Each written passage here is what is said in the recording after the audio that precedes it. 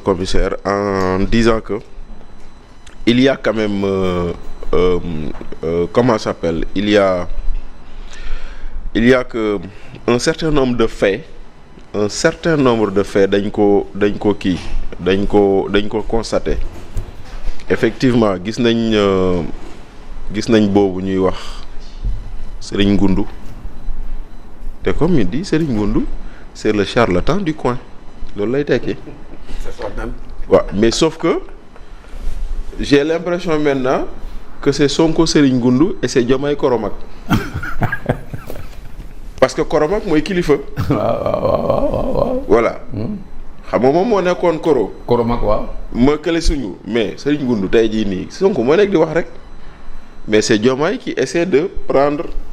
le pouvoir le contrôle de la situation malgré que lu commissaire wax ànd naa ak moom il a laissé la chienlit s'installer c'est-à-dire que tout ce qu'on voit là c'est moo ñu ko teg ndaxte yow la ñu fal nga ne nit ki yow fauteuil bii ma toog dama la koo yéene moo ko wax de dama la koo yéene kon nag comme dama la koo yéene saa yoo yeewoo dee koy xool dee ko ne jàkk président Diomaye moo dem fii foire Fiara jàkkaarloog Mabouba Diagne mu ne ko bu ma lay njëkk a gis conseil des ministres laa la nuyu Sonko moo la tabb ku leen fàtte loolu. oui il dit qu'il a rencontré Mabouba Diagne pour la première fois. le président oui il l'a dit publiquement maanaam tànn nañ ay ministres yoo xam ne moom xam c'est vrai que remaniement premier ministre mooy tànn mais quand même mooy validé président qui valide derrière. moo toog président de la république xam nga premier ministre élection législative nee ñu ministre de l'intérieur ministre de la justice moo leen tànn oui moo ñu ko wax de ba mu naan bu ma leen nee jàpp leen diw den ko war a jàpp moo leen tànn loolu la ci teg président de la république il s'est parjuré pour ce premier ministre bu leen ko fàtte parce que xëy nañ fii ñëw ñu ne dañu war a def DPG premier ministre mu ne du ma dem DPG lu dul ñu modifier règlement intérieur bi. président jël acte ne assemblée xool leen seen règlement intérieur. ñu xool règlement intérieur bi pare nañ changé nañ ko président jël décret convoqué session extraordinaire pour ñu ne le 13 dañuy dem defi nu mu tuddati DPG waaw. le 12 mu xëy le xëy mu tas assemblée bi pour le plaisir du premier ministre. mais loolu fii la am donc c'est-à-dire que situation bi même si on est content que le président essaye de reprendre la main. On est tous contents parce que la République d'abord. Les intérêts particuliers après. mais du tee nag président nag on lui rappellera que lii moom. fu ñu tollee fii mooma bu ñu tollee fii mooma. am na ci responsabilité bu mag a mag. oui bu ñu tollee fii mooma waaw parce que man j'avais vu venir parce que je me rappelle que maa ngi def benn émission ak Momo Cissé le 31 mars 2024 avant même que président ne prête serment et cetera maa ngi leen évitons que le duo se transforme en duel.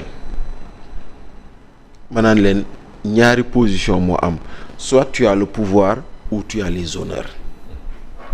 Avoir le pouvoir c'est être dans l'ombre du président, influer sur les décisions. Avoir les honneurs c'est aller à la primature et tu t'éloignes de la sphère décisionnelle.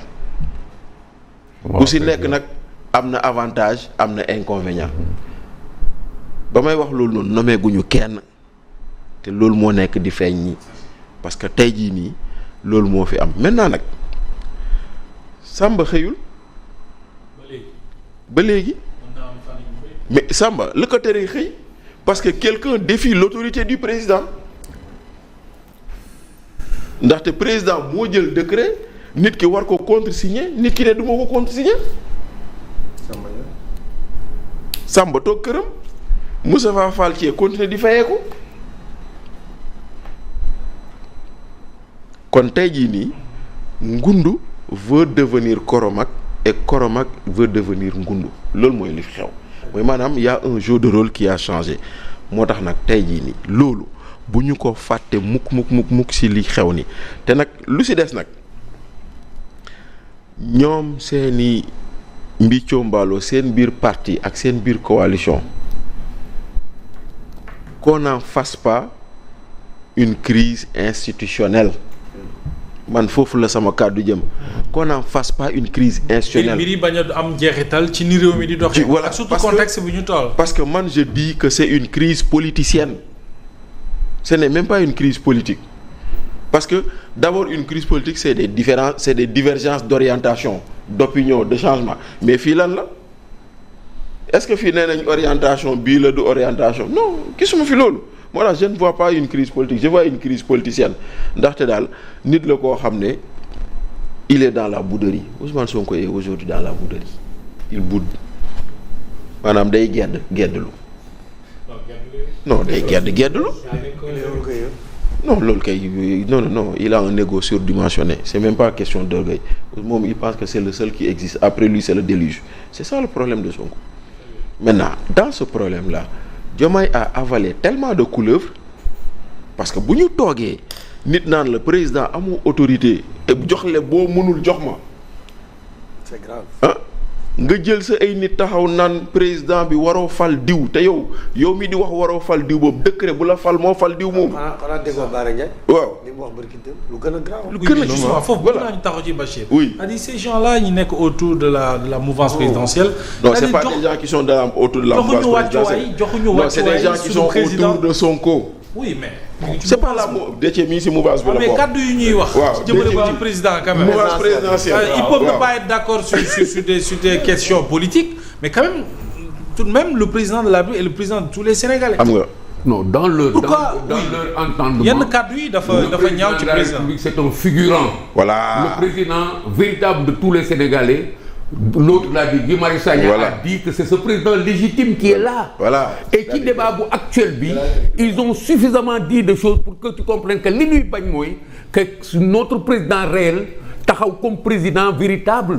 Pour eux Diomaye entonnoir la. Et les gens l'ont dit dans des textes, ils l'ont dit ak seen gémmiñ.